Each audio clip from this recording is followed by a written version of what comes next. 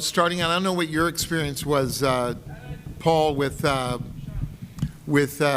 Transformers, but it was back, for me, it was back in the 80s. I was new to the business, and I remember getting a call to go in an audition for this show, which I did, and I ended up getting the part. And it was an amazing experience at the time, because not only was I fairly new to it, but every actor in Hollywood practically was in there. They were doing, what, was it 60 episodes a season? Paul, do you know? Oh, geez, I don't remember. Somebody here might know, but I think it was so many. We're doing all these episodes during the season, and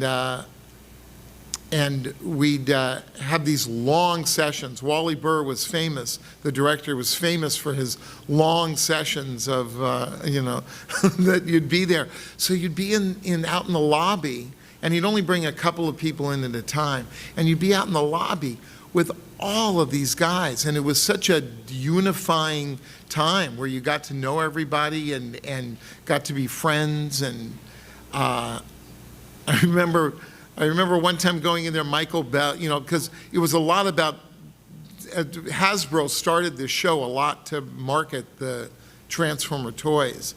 And I remember I hadn't been there for a little while, and I came in, I think it was Michael Bell.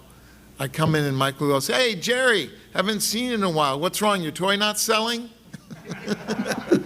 So, I know, early memories of doing the show. I think I've told this before, but you mentioned Wally Burr and the long sessions. Back in the day, they could keep the voice actors for 8 hours. Yep. 8-hour sessions. And because of Wally Burr and the Transformers and G.I. Joe, if you worked on those shows, if you really had worked one of those, we had to do a lot of yelling and whatnot, by the end of the day, you were wrecked for the next couple of days, so you couldn't work. So because of them, they basically changed the rules. The union changed the rules. Instead of an 8-hour session, it was changed to 4-hour sessions, which saved everybody's voices and their VO careers. Yeah. So thank you, Wally Burr. That's right. It was because most sessions, other sessions, animated sessions I did subsequently and at that time were, like Paul said, were shorter. They'd be 3 hours long. Sometimes you'd come in, you'd have a line, you'd do it, and you'd leave. And Wally's, you were there all day. Everybody has, I'm sure I'm sure you guys have heard other people speak about him and what he would do. And I remember going in there, and I also did G.I. Joe with Wally. And, you'd come in and you'd read through the script and he'd go, "Okay, let's try this one." And he'd be in the booth and you'd be out there and you'd do the line and he'd say, and he would say, "Okay, I remember this one, it was actually for G.I. Joe, but we're doing this one and it's, you're not, what was it? It was a soldier guarding something, and he said, you're not running this place, you're not running this post, you're walking it," right? And he said, "Okay, let's try one, Jerry. You're not running this post, you're walking it." Right? So I said, "Okay, I'm doing my character." Go, "You're not running this post, you're walking it." I go, No, let's try him one. I must have been 15 takes into this line, 20 takes into this line. Wally, no, it's like this, until something clicked. And because as an actor, you come in and, the director directs you and you sort of take in the information he gives you that the way he generally wants it to be. And then you try to make your character and you try to add whatever you're going to add to it. Wally said, "You're not running this post, you're walking it." And I clicked and I went, "You're not running this post, you're walking it." Perfect. Okay, good. And it dawned on me, just do it the way Wally said it.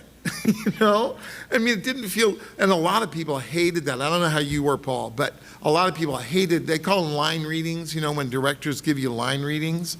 I didn't care. I was there to make him happy. that made him happy. I was in, you were in there for those 7-hour sessions. I was in and out. I just would come in, and it wasn't me not trying. It was just that that's what Wally wanted to get. He wanted to get it the way he said it. And once it dawned on me, it was quick. I don't know, how was it with you working with him? Well, with me, with Perceptor, he was always very kind to me. He never really gave me line readings because there were times when Perceptor had to say things that were, you had to figure the lines out, a little verbose. And Wally never gave me a hard time with it. And he told me many years later that, well, I didn't have to give you anything. You did what I wanted you to do. So, and that's a good Wally Burr. Yeah, he was, to be honest with you, there were several sessions where I thought he just hated what I was doing and decided that there was no hope for me, so just let it go.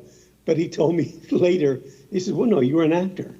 So you did what I wanted you to do.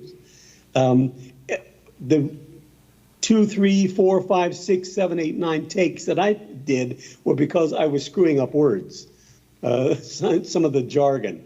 Yeah, I never screwed up a word. Yeah. Never. Yeah, Wally was, he's one of the reasons, obviously, that the Transformers have lasted all this time.